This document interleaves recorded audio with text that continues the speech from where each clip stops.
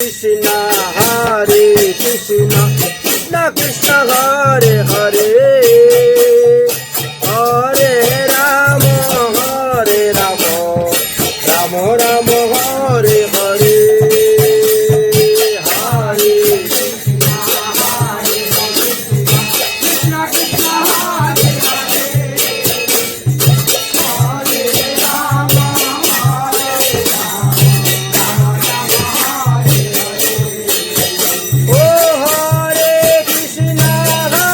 Krishna Krishna Krishna Hare Hare Hare Rama Hare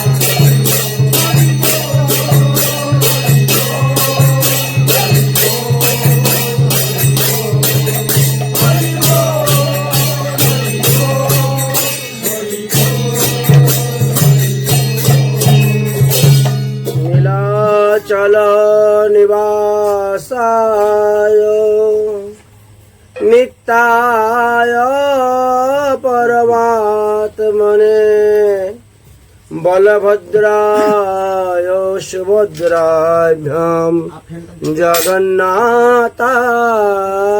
ते नमः। বর্তমানে শ্রী জগন্নাথের জ্বর হয়েছে, তাই তিনি ভক্তদেরকে দর্শন দিচ্ছেন না, বিশ্রামে আছেন। এটি হলো ভগবানের একটা লীলা। আমরা গতকালকে লীলা এবং খেলা নিয়ে আলোচনা করেছিলাম। ভগবান এক দেহেতে এই লীলা করছেন, অন্য দেহেতে অন্য লীলা করতেছেন, বুঝেছেন? কারণ তিনি অনন্ত অনন্ত রূপ ধারণ করতে পারেন এবং প্রতিটি ভক্তের মনোবাসনা তিনি পূর্ণ করতে পারেন। যে ভক্ত যে রকম ভগবানের ভজন করে সেই ভক্তকে ভগবান সেইভাবেই কৃপা করেন। এই বিষয়ে সুন্দর একটি পৌরাণিক কাহিনী আছে। বহুকাল পূর্বে অর্জুন মিশ্র নামে এক ব্রাহ্মণ শ্রীক্ষেত্রে বাস করিতেন। তিনার 3টি সন্তান ছিল। তিনি নিতান্ত গরিব ছিলেন। ভিক্ষাবৃত্তি দ্বারা তাদের 5 জনের জীবন নির্বাহ হইত। কিন্তু তিনার একটি নিয়ম ছিল, তিনি প্রতিদিন গীতা পাঠ করতেন। এটা ছিল তিনার নিয়ম। প্রতিদিন গীতা পাঠ করতেন বলে তিনাকে লোকে গীতা পান্ডাও বলতো। নাম অর্জুন মিশ্র, কিন্তু লোকে ওনাকে গীতা পান্ডা বলে ডাকতেন। বিভিন্ন লোকের ঘরে বসেও গীতা পাঠ করতেন, যেখানে বসতেন সেখানে গীতা নিয়েই আলোচনা তিনি করতেন, যার কারণে তিনাকে গীতা পান্ডা বলা হয়। যাই হোক, দৈবক্রমে একদিন প্রচুর পরিমাণ বৃষ্টি হয়েছে, কয়েকদিন যাবত বৃষ্টি চলতেছে, যার কারণে ভিক্ষার্থী আর বেরোতে পারছেন না। ঘরের ভিতরে ভিক্ষা করে যা কিছু এনে রেখেছিলেন সেগুলিও অল্প অল্পে ফুরাইয়া গেছে। তবুও গীতা পান্ডা বিচলিত হচ্ছেন না, তিনি মনের সুখে গীতা পাঠই করে যাচ্ছেন। ঝড় বৃষ্টির মধ্যে যাব কোথায়, মনে আছেন? তিনার কথা হলো, বৃষ্টি হলে সেটা দুর্দিন নয়, যেদিন ভগবানের ভজন হবে না সেটা হলো দুর্দিন। যেদিন আমি ভগবানের ভজন করতে পারলাম না সেই দিনটাই আমার কাছে দুর্দিন। ইনার স্ত্রী বারবার বলছেন, ওগো তুমি ভিক্ষায় যাও, ভিক্ষায় যাও। তুমি যদি ভিক্ষায় না যাও তো ছেলেমেয়েরা কি খাবে? আমরা না হলে উপবাস থাকতে পারবো, অভ্যাস আছে, কিন্তু এই সন্তানগুলার তো উপবাস থাকার অভ্যাস নাই। গীতা পান্ডা বললেন, শুনো দেবী, শ্রীমৎ ভগবদ গীতাতে লেখা আছে, অনন্য চিন্তয় যো মাং জনা পর্যুপাসতে। যারা অনন্য চিত্ত হয়ে ভগবানের চরণে শরণ নিয়েছেন, ভগবানের চিন্তায় মগ্ন হয়েছেন, তাদের দায়িত্ব ভগবান নিয়ে নিয়েছেন। তেষাং নিত্যাভিযুক্তানাং যোগক্ষেমং বহাম্যহম। সেই সমস্ত ভক্তের সমস্ত কিছু আমি গ্রহণ করি। আমি ওই সমস্ত ভক্তের খাওয়া দাওয়া সব নিজে বহন করে নিয়ে যাই। অতএব দেবী এত বিচলিত হচ্ছ কেন? আসো সবাই মিলে ভগবানের চরণে শরণ হয়ে ভগবানের ভজন করি।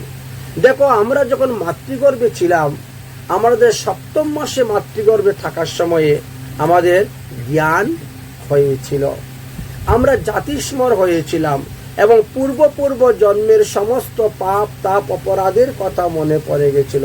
পূর্ব জন্মে আমি কার ছেলে ছিলাম, কার স্বামী ছিলাম, কার পিতা ছিলাম, কোথায় আমার জন্ম হয়েছিল ইত্যাদি সমস্ত তত্ত্বকথা অবগত হয়েছিলাম। কোন কোন নরকে কত বছর ভোগ করে আবার পুনরায় এই মনুষ্য জন্ম পেয়েছি সেটাও মনে হয়েছে।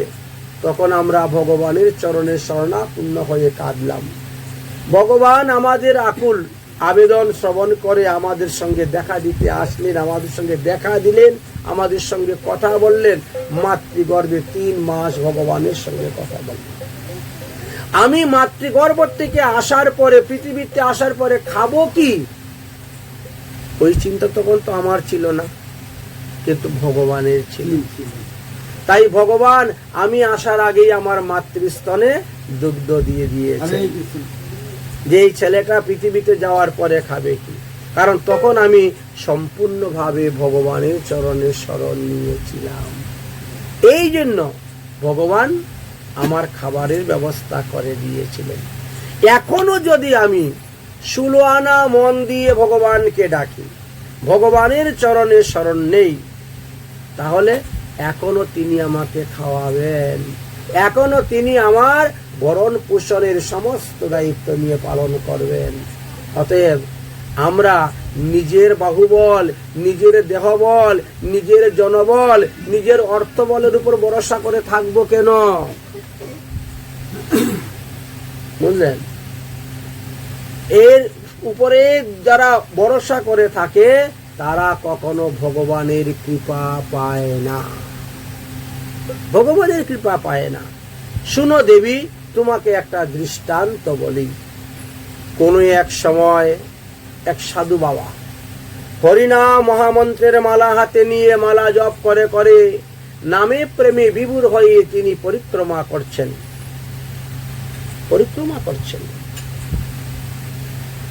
গঙ্গার ধারে দিয়ে যাচ্ছেন, কখনো যমুনার ধারে দিয়ে যাচ্ছেন। ভারতবর্ষ পরিক্রমা করতে বেরিয়েছেন পায়ে হেঁটে। সম্পূর্ণ ভারতবর্ষ পায়ে হেঁটে পরিক্রমা করতে গেলে 12 বছর সময় লেগে যায়। তবে গিয়ে সম্পূর্ণ ভারতবর্ষ আপনার পায়ে হেঁটে পরিক্রমা হয়ে যাবে। যাই হোক, উনি বেরিয়েছেন, ভগবানের নাম প্রেম জপ করছেন, যাচ্ছেন। একবার যেতে যেতে এক নদীর তীর দিয়ে তিনি যাচ্ছেন সকালবেলা। সেই দিন ওই গ্রামের এক ধূপা বেশ কিছু কাপড় ধুয়ে নীল টিল দিয়ে এবার শুকাতে দিয়েছে, আর সাধু বাবা ওর উপর দিয়ে হেঁটে চলে যাচ্ছেন। হরিনামে এমন মত্ত হইয়াছেন যে তিনি আর বাহ্য জ্ঞান নাই, তিনি মাটির দিকে হাঁটছেন না ঘাসের দিকে হাঁটছেন না কাপড়ের দিকে হাঁটছেন। এদিকে যে ধূপা সে নদীর থেকে দেখতেছে সাধু বাবা ওই কাপড়ের উপর দিয়ে হেঁটে যাচ্ছে। ও সাধু বাবা, ও সাধু বাবা, চিৎকার করতে শুরু করেছে। তুমি কি চোখে দেখতে পাচ্ছ না? তুমি কি অন্ধ? আমি ভিজা কাপড় মাত্রই দিয়ে এসেছি আর তুমি তার উপর দিয়ে হেঁটে চলে যাচ্ছ। বুঝলেন? কিন্তু সাধুর কানে সেই কথা ঢুকতেছে না। সাধু তো নামে প্রেমে তন্ময় হয়ে যাচ্ছে।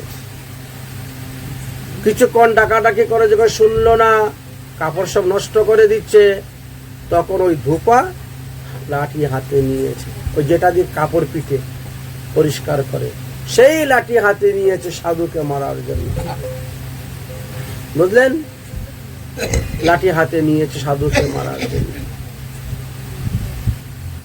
ভগবান বিষ্ণু বৈকুণ্ঠে বসে তখন সকালের বাল্যভোগ প্রসাদ পাচ্ছে, মা লক্ষ্মী দেবী পরিবেশন করতেছে। লক্ষ্মী তাড়াতাড়ি জল দাও, আমি হাত ধুই আচমন করে যাই, আমার ভক্তকে মারার জন্য ধূপা যাচ্ছে। কোথায় গোলক ধাম, বৈকুণ্ঠ ধাম, আর কোথায় ভূলক ধাম। দেখেছেন? আমরা মনে করি কত দূর ভগবান থাকেন, কোথায় গোলক ধাম আর কোথায় ভূলক ধাম, কত দূর ভগবান থাকেন। একে ডাকলে কি সহজে পাওয়া যায়? কিন্তু আত্মীয় স্বজন, স্ত্রী কুটুম্ব, ছেলে মেয়ে, এদেরকে ডাকলেই তো পাওয়া যায়। এই জন্য তাদের ভজনটা আমরা আগে বেশি করি। ঘুমের থেকে উঠেই ছেলে মেয়ের ভজন শুরু হয়ে যায়, ঠিক না? ভগবানের ভজন পরে, ভগবানের সেবা পরে। ঠাকুর ঘুমাচ্ছেন, এদিকে ছেলে মেয়েকে স্নান করাইয়া খাওয়াই দেওয়া, স্কুলে পাঠানো হয়ে যাচ্ছে। এই যে ভগবানকে ভোগ দিয়ে প্রসাদটা খাওয়াই, তা নয়। এই অবস্থা। যাই হোক, ভগবান ভক্তকে রক্ষা করার জন্য বৈকুণ্ঠ থেকে রওনা হয়ে গেলেন গরুর পৃষ্ঠে, ভক্তকে রক্ষা করার জন্য। ভক্ত আমার নামে প্রেমে তন্ময় হয়ে যাচ্ছে। কিন্তু ওই ধূপা তো বারবার চেঁচাচ্ছে আর যাচ্ছে, চেঁচাচ্ছে আর যাচ্ছে, ডেকে ডেকে। কাছে আসার পরে এইবার ঢুকছে, কানে ঢুকছে, চেয়ে দে, সত্যি তো ওর কাপড়ের উপরে দিয়ে হেঁটে এসেছে, অনেকগুলো কাপড় নষ্ট হয়ে গেছে, চেঁচাচ্ছে। এবার যে লাঠি হাতে নিয়ে তেরে মেরে আসতেছে, যদি মারে তো মারবি তো, সে মারার জন্যই আসতেছে তেরে মেরে। সাধু বাবা তখন কি করছে, পাশে দেখে একটা ইট পরে আছে, ইট সঙ্গে সঙ্গে ইট হাতে নিয়েছে, আমাকে মারবে, হ্যাঁ, ইট দিয়ে মাথা ফেটে দিব। যেই ইট হাতে নিয়েছে, নারায়ণ বলছেন গরুর চলো বৈকুণ্ঠে। নারায়ণ বৈকুণ্ঠে তুমি না গেলে ভক্তকে রক্ষা করার জন্য। বলে ভক্ত কি আর এখন আমার উপরে ভরসা করে আছে? ভক্ত তার বাহুবল ইটের উপর ভরসা করে নিয়েছে, ইট হাতে নিয়েছে। তো দুটা মারামারি করে মরুক, মাথা ফাটাফাটি করুক, থানা পুলিশ জেল কোর্ট কাছারি হোক, চল আমরা চলে যাই। ভগবান চলে গেলেন, রক্ষা করলেন না। এবার বুঝতে পারলেন কোন ভক্তকে ভগবান রক্ষা করেন? যে 16 আনা ভগবানের চরণে শরণ নিয়েছে, তাকে ভগবান রক্ষা করেন, তাকে ভগবান খাওয়াবেন। আর যে কিছু তোমার কিছু আমার, সে ভগবানের রক্ষা করতে আসেন। বলেছেন ভগবান তাকে রক্ষা করতে আসেন। অতএব দেবী, এই ঝড় বৃষ্টির মধ্যে কোথায় ভিক্ষা করতে যাও? কেই বা ভিক্ষা দিবে? আমার ঘরে যেভাবে অভাব অনটন, সবার ঘরেই তো তাই অবস্থা এখন।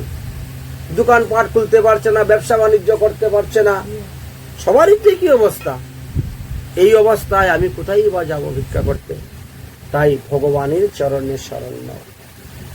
ভগবান হলেন জগন্নাথ, জগতের নাথ। আমি তো জগৎ ছাড়া নই, জগতের মধ্যে তো আমি একজন আছি। হ্যাঁ, যদিও আমি ভগবানের ভক্ত হইতে পারি নাই, ভক্তের আবাস তো। আবাস মানে কি?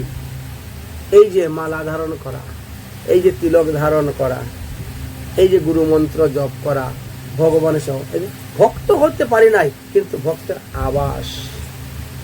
প্রকৃত নাম আমি কীর্তন করতে পারছি না, কিন্তু নাম আবাস তো হচ্ছে। বুঝলেন? এইভাবে তিনি বুঝালেন। কিন্তু ক্ষুধার পেট কি আর বচনে ভরে? একটা কথা আছে না, হ্যাঁ, যে ক্ষুধার পেট বচনে ভরে না। এই জন্য তিনারও মনটা সন্তুষ্ট হচ্ছে না। আরে তুমি যাই বলো না কেন, একটা না খেলে আর পারা যাচ্ছে। হ্যাঁ, এখন স্ত্রীর জ্ঞানানিতে কি করা যাবে? ছেলে মেয়েরও সমস্যা। এই জন্য এবার তিনি ভিক্ষায় বেরোলেন। ভিক্ষায় বেরোলেন, কিন্তু যেখানেই যান না কেন কেউ কিন্তু ওনাকে ভিক্ষা দিচ্ছে না। সারাদিন ঘুরতেছেন, কিন্তু কোথায়ও তিনি তিনার উপযুক্ত ভিক্ষা পাচ্ছেন না। কিন্তু ভগবানের চরণে তিনি সম্পূর্ণভাবে আত্মসমর্পণ করে আছেন। যথা লাভেন সন্তুষ্ট, এই হলো ইনার বৃত্তি। ভগবান যখন যে অবস্থায় রাখেন সন্তুষ্ট থাকেন, দুঃখ নেই। ভগবান তার ভাব, তার প্রেম, তার ভক্তি দেখে দুজন একেবারে মাথায় করে বোঝা নিয়ে রওনা হয়ে গেছে। জগন্নাথ এবং বলরাম এই দুজনে মাথায় করে বোঝা নিয়ে এসে উপস্থিত হয়ে গেছে। বুঝলেন?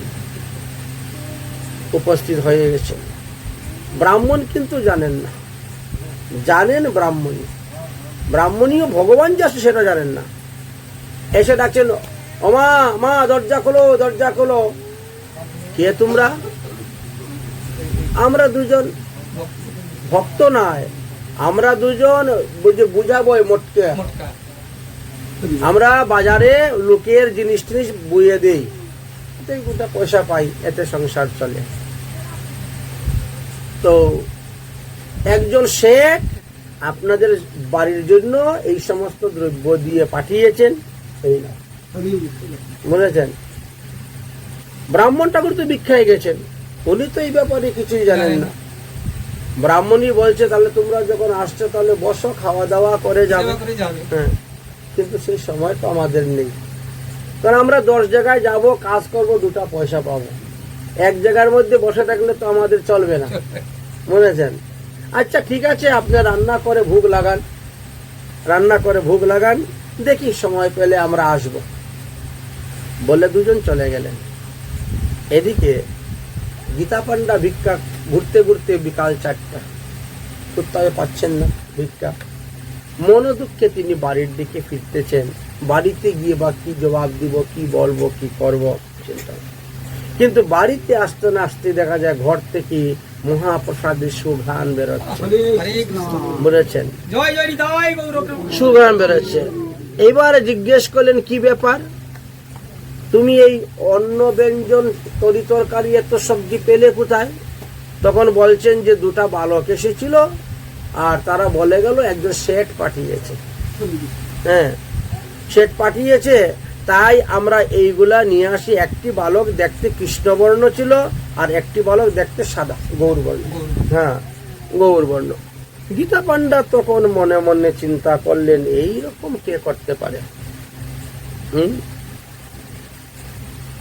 আমি তো কাউকে বলিও নাই, কোনো শেঠের কাছে আমি যাইও নাই যে আমার ঘরে খাওয়া দাওয়া নাই, আমাকে পাঠাও।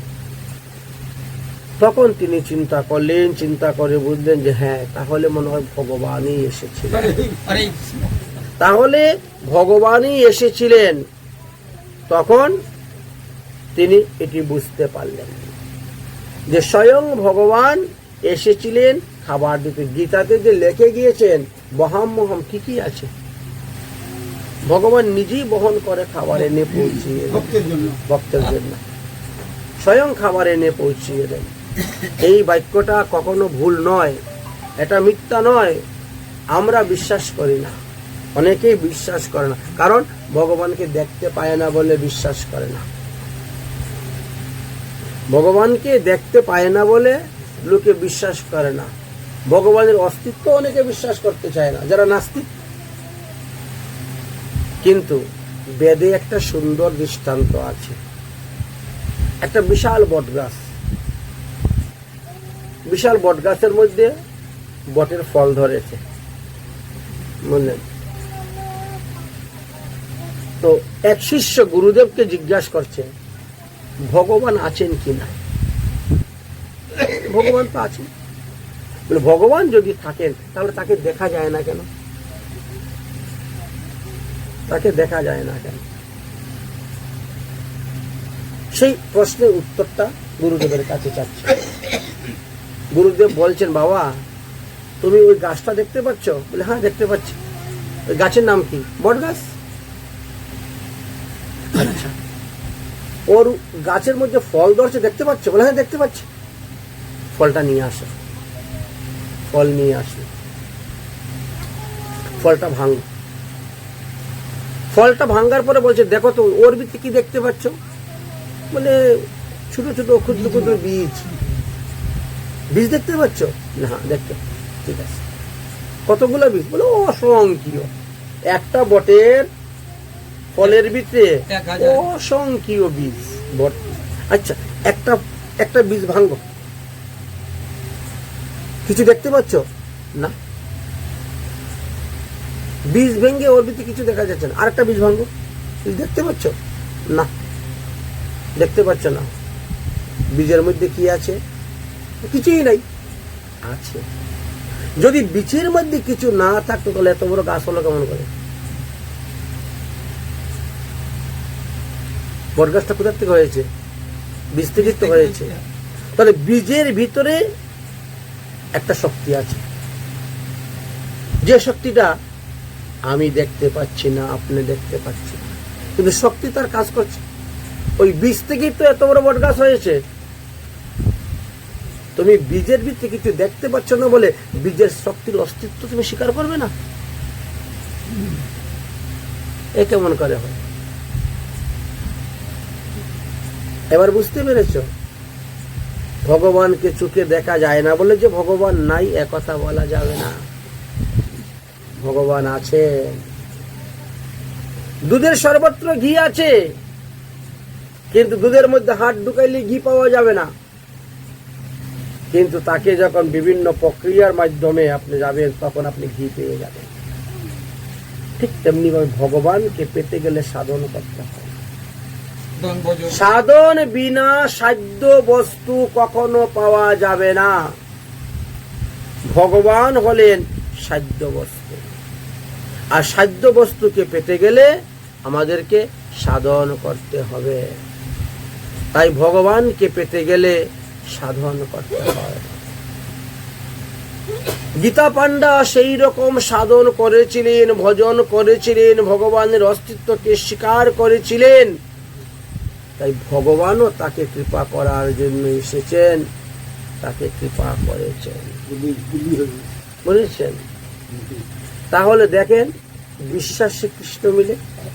আমরা যে মুখে বলি বিশ্বাসে মিলায় কৃষ্ণ তর্কে বহুদূর, এটা একেবারে ধ্রুব সত্য।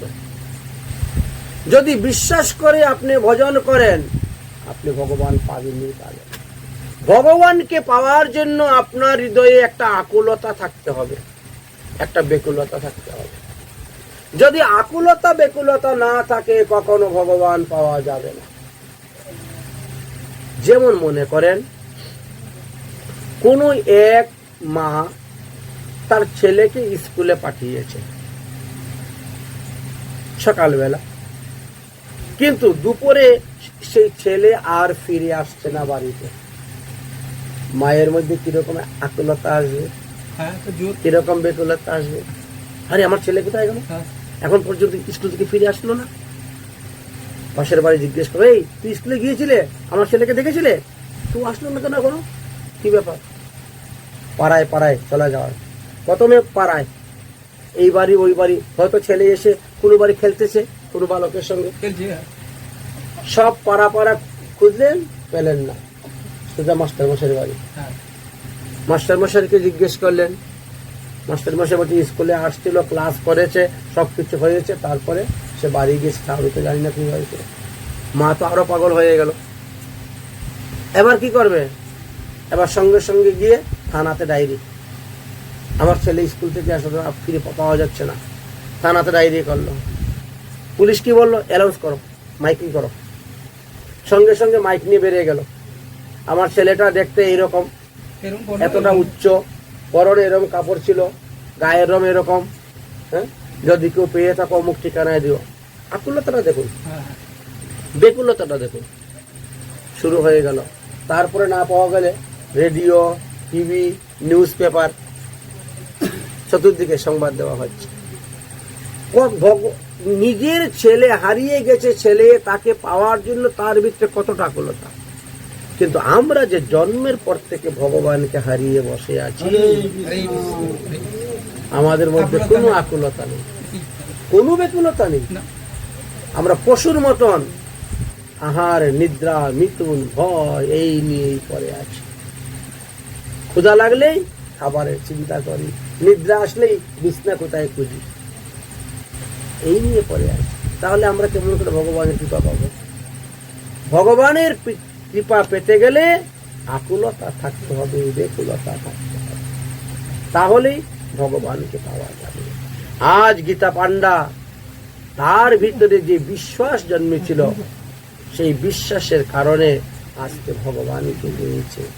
স্বয়ং জগন্নাথ, স্বয়ং বলরাম তাদের খাবার ঘরে নিয়ে পৌঁছিয়ে দিয়েছে। ভগবান এক অংশে তিনি অসুস্থ লীলা আছেন, আরেক অংশে তিনি ভক্তের মনোরঞ্জন করতেছেন। কারণ ভক্ত বিনোদার্থম মে করুমি বিবিধ ক্রিয়া, ভগবান ভক্তের আনন্দ দেওয়ার জন্য বহুবিধ ক্রিয়া করেন। বলো শ্রী জগন্নাথ দেব কি, বলরাম দেব কি, অর্জুন মিশ্র কি, গীতা পান্ডা কি। এই হলো ভক্তের অধীন ভগবান। যদি ভক্ত হইতে পারেন, ভগবান আপনার অধীন হয়ে যাবেন। শ্রীমদ্ ভাগবত মহাপুরাণে বর্ণন করে গিয়েছেন, অহম ভক্তা পরাধীনম স্বতন্ত্রৈব ধীরা, আমি ভক্তের অধীন। মহাদেব থেকে আরম্ভ করে সমস্ত দেবদেবীগণ আমার অধীনে, কিন্তু আমি ভক্তের অধীন। এটা আমার স্বভাব। যে ভক্ত আমাকে যেভাবে ভজে, আমিও তাকে সেইভাবে ভজি, এ মোর স্বভাবে। এটা হলো ভগবানের স্বভাব।